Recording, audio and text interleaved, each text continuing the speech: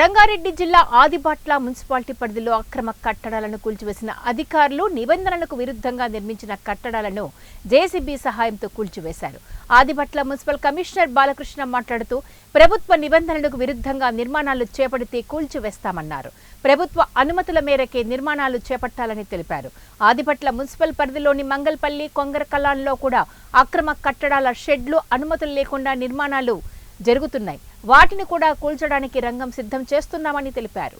Adibatla TCS ముందు ఉన్న దాదాపు 10 అక్రమ బిల్డింగ్ కట్టడాలు ఏకంగా 5 అంతస్తులు నిర్మిస్తూ ప్రభుత్వ ఆదాయానికి భారీ గండి కొడుతూ నిర్మాణాలు చేపడుతున్న వారిని ఉపేక్షించేది లేదని కమిషనర్ ఘాటుగా హెచ్చరించారు.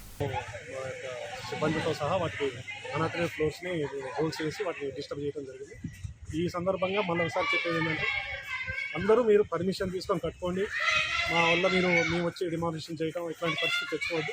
మీకు ఆ పర్మిషన్లు అనేవి ఇప్పుడు ఈజీగానే వస్తున్నవి.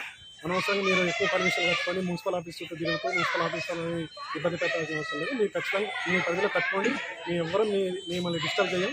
మీరు చట్టపరంగా బిల్డింగులు నిర్మించుకోవాలని ఈ సందర్భంగా మిమ్మల్ని కోరడం జరుగుతుంది.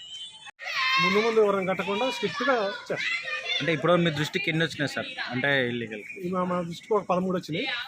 13 మ్యాక్సిమం ఈరోజు డిమాలిషన్ చేసినాం. ఫర్దర్ ఇంకేమైనా వస్తే కూడా ముందు చేసుకుంటాం.